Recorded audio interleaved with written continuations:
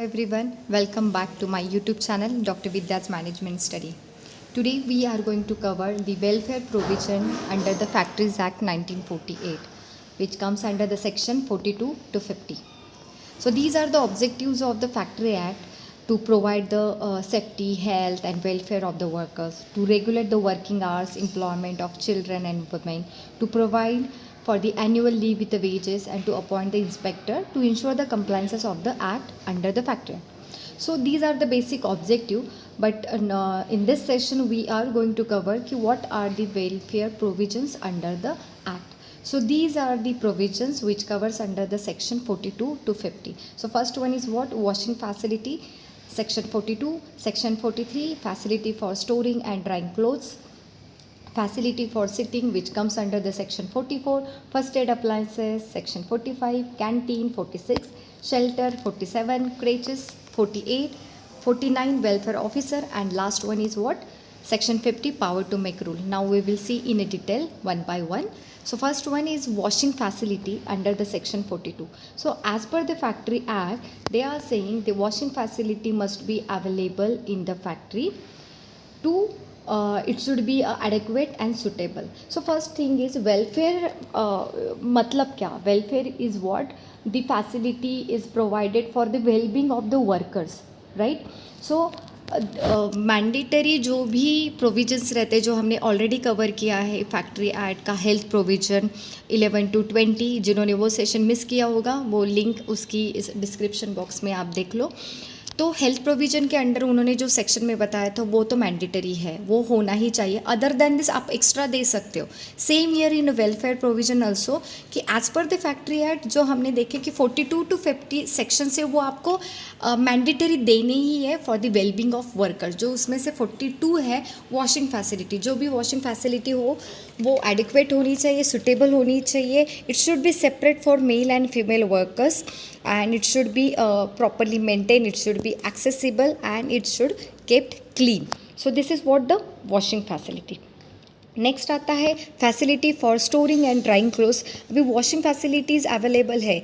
जो भी workers those who are working night shift है उनकी, या काम करते समय अगर उनके कुछ खराबी हो जाती है कपड़े में हो तो उनको भी वो वॉशिंग फैसिलिटी होनी चाहिए. अगर वो कपड़े वॉश किए होते हैं तो वो सुखाने के लिए भी प्रॉपर जगह होनी चाहिए, सुटेबल प्लेस देनी चाहिए. आप देखते होंगे कि ऐसा कभी नहीं देखते कि फैक्ट्री में कहीं पे भी कपड़े सुखाए हैं. So there should be a suitable place okay for the drying of wet clothes. और जो भी आपके थिंग्स है वो रखने के लिए काइंड ऑफ हम जो से बोलते हैं स्टोरिंग लॉकर काइंड ऑफ, या प्लेस या कबर्ड, कुछ फैसिलिटी एम्प्लॉय को देनी होती है. हम देखते हैं कि कभी कभी यूनिफॉर्म होता है वर्कर्स को तो वो पहन के दूसरे कपड़े आते हैं, वहाँ जाके चेंज करते हैं. For that purpose there should be a storing facility होनी चाहिए under the welfare provision act section 43. Section 44 के अंडर आता है कि सिटिंग फैसिलिटी अवेलेबल होनी चाहिए. क्या होता है? There are certain manufacturing, NP means what? Manufacturing process which requires worker to work continuously in a standing position. तो खड़े होकर उनको काम करना पड़ता है. तो लाइक 8 घंटा 8 to 9 hours we are considering working hours है. तो इट इज़ नॉट पॉसिबल कि पूरे घंटा वो खड़े ही रह के काम कर सकते हैं. तो अगर in between they want to take a rest तो they can sit down when the opportunity arises. उनको जब टाइम मिले तो उसके लिए सिटिंग अरेंजमेंट होनी चाहिए. And this arrangement should be near the machines. ऐसा नहीं होना चाहिए कि काम यहाँ पे कर रहे, बैठने के लिए सेकंड फ्लोर पे जाना है. So where they are working उसके पास में ही बैठने के लिए सिटिंग अरेंजमेंट होनी चाहिए. If the factory inspector is satisfied that worker can work efficiently in a sitting position, he may order the occupier to provide the sitting arrangement in a prescribed type. अगर उनको लगता है कि बैठे position में भी अगर वो बंदा अच्छे से काम कर सकता है तो जो फैक्ट्री इंस्पेक्टर है वो ऑक्यूपायर को ऑर्डर दे सकता है एज पर कि वो सिटिंग पोजीशन में भी काम कर सकता है इफ़ेक्टिवली. नेक्स्ट आता है फर्स्ट एड अप्लायंसेस। ये इम्पॉर्टेंट है कि बाकी अभी देखिए 1, 2, 3, 4 जो सेक्शन थे आप जनरल लिख सकते हो, बट फर्स्ट एड के लिए इम्पॉर्टेंट आता है कि 150 अगर वर्कर्स है आपके फैक्ट्री में तो there should be a first aid box. First aid box आपके यहाँ पे होना चाहिए, वो उसमें प्रिस्क्राइब कंटेंट्स होने चाहिए। तो प्रिस्क्राइब कंटेंट में क्या आता है, फॉर एग्जांपल अगर फर्स्ट एड बॉक्स है तो उसमें स्टेरिलाइज ड्रेसिंग होने चाहिए, या फिर आपके बैंडेज होने चाहिए, सीज़र होना चाहिए, राइट, और आई पैड्स हो या कोई पेन किलर हो। ये जो प्रिस्क्राइब्ड कंटेंट्स है वो प्रॉपरली प्रोवाइड होने चाहिए और वो मेंटेन होना चाहिए। Nothing except than prescribed content shall be kept in a such a first aid box. जो प्रिस्क्राइब्ड है वही कंटेंट्स होने चाहिए, एंड ये जो बॉक्स है it should B kept in charge of responsible person जो क्वालिफाइड है, उसको पता होना चाहिए कि ये यूज़ कैसे करना है। ओके, ये चीज़ याद रखना। इफ़ 150 से ज़्यादा वर्कर्स है तो there should be a availability of the first aid box. If the workers are more than 500 then ambulance की अवेलेबिलिटी आप उस फैक्ट्री में होनी चाहिए। It should be provided and maintain with prescribe size, equipment, content. वहाँ पे train या qualified person भी उस एम्बुलेंस का में होना चाहिए जो इमरजेंसी में यूज़ हो सकता है। So this is about first aid appliances. उसमें 150 वर्कर्स फर्स्ट एड बॉक्स याद रखो, if more than 500 workers ambulance. Next आता है canteen. So where more than 250 workers are employed, canteen shall be provided and it maintain for the use of the workers. तो as per the state government उन्होंने एक rules बनाए, एक standard of बनाया है कि स्टैंडर्ड कंस्ट्रक्शन होना चाहिए, फर्नीचर होना चाहिए, जो भी फूड्स आप सर्व करने वाले हो उसके चार्जेस ये स्टेट गवर्नमेंट में एक असाइन करके रूल्स बनाए हैं फॉर द कैंटीन सेक्शन 46 के लिए। तो उसके लिए आप कैंटीन मैनेजमेंट कमेटी भी आप फॉर्म कर सकते हो, उसके जो रिप्रेजेंटेटिव होते हैं वो वर्कर्स हो सकते हैं।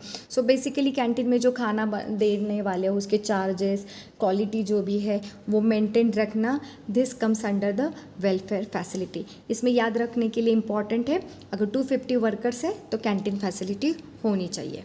Under the 47 section shelter, rest room और लंच रूम अवेलेबल होना चाहिए। यहाँ पे भी कंडीशन यही है, if more then 150 workers employed है, ओके, तो वहाँ पे उनको सुटेबल लंच रूम होना चाहिए with a drinking water facility. अभी आप बोलोगे कि कैंटीन ऑलरेडी है तो लंच रूम की ज़रूरत है क्या, तो नहीं ज़रूरत। यहाँ पे उन्होंने क्लियर कट मेंशन किया है कि if canteen is already provided there is no need of provide the lunch room. Okay, so ये लंच रूम प्रोवाइडेड होना चाहिए।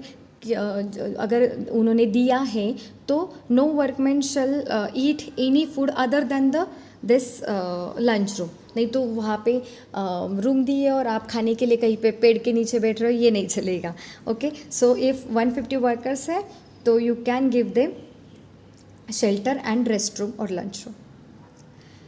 क्रेच फैसिलिटी, अगर more than 30 women workers employed है और जिनके बच्चे चाइल्ड एज अगर बिलो 6 ईयर्स है तो उनके लिए क्रेच फैसिलिटी आप प्रोवाइड कर सकते हो। It shall be adequately lighted, ventilated, और जिसमें एक विमेन जो ट्रेन है उसको ये चार्ज देना चाहिए जो टेक केयर करेगा चिल्ड्रंस का और इन्फेंट्स का। अभी देखो लॉजिकली आप कर सकते हो कि 6 ईयर्स का एज जो लिमिट है, क्योंकि 6 ईयर्स हम बोलते हैं कि फर्स्ट स्टैंडर्ड में जाने के लिए 6 ईयर इज़ द क्राइटेरिया।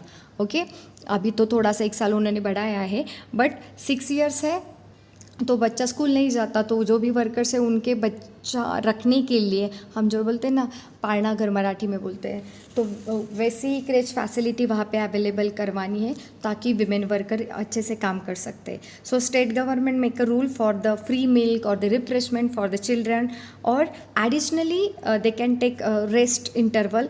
जो भी मदर्स है they can feed them their childrens. And उसमें एक और फैसिलिटी भी प्रोवाइड की है कि washing and changing the clothes of the children, इसके लिए भी एक अरेंजमेंट करनी चाहिए इन द क्रेचेस। सेक्शन 49 जो वेलफेयर ऑफिसर आता है यहाँ पे कि वह 500 से ज़्यादा वर्कर्स काम करते हैं तो there should be a welfare officer होना चाहिए। The state government make a rule for the duties, उसकी क्या ड्यूटीज़ रहेगी, उसका क्वालिफिकेशन क्या है, ये क्लियर इसमें होना चाहिए। तो सेक्शन 49 बोलता है कि वेलफेयर ऑफिसर इफ़ 500 से ज़्यादा वर्कर्स एम्प्लॉयड है।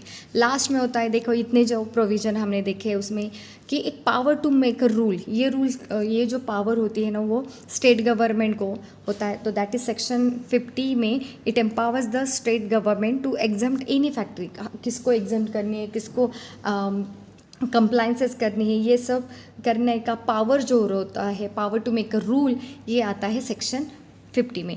तो एक फटाक से अगर हमें रिकैप करना है तो इस वेलफेयर प्रोविज़न में हमें याद रखना है कि 150 का जो काउंट था, राइट, 150 जो थे, तो 150 वर्कर से ज़्यादा रहेंगे तो वहाँ पे फर्स्ट एड फैसिलिटी होनी चाहिए। 150 से ज़्यादा वर्कर्स है तो you can provide shelter and rest room. 500 workers है तो उनको एम्बुलेंस प्रोवाइड करना है, और 500 से ज़्यादा वर्कर्स है तो वहाँ पे वेलफेयर ऑफिसर होना चाहिए। 250 का जो काउंट था तो 250 जहाँ पे कैंटीन है वहाँ पे कैंटीन फैसिलिटी आप मोर देन 250 वर्कर्स है तो उनको देना चाहिए। तो सेम जो हमने हेल्थ प्रोविज़न में भी देखा था, अगर 250 से ज़्यादा वर्कर्स है तो वहाँ पे उनको ड्रिंकिंग वाटर फैसिलिटी भी होनी चाहिए। तो खाने के लिए जितने लोग हैं उतने ही पानी पीने के लिए लोग हैं। तो you can keep this point in mind, तो इससे आपका कन्फ्यूजन नहीं रहेगा। 150 for first aid, 150 for shelter, 500 for ambulance, 500 for the welfare officer, 250 for canteen, 250 for the drinking water facility. I hope now you have a clear picture about the welfare provisions. अगर session अच्छा लगे तो like करो, share करो और channel को subscribe करो। Bye.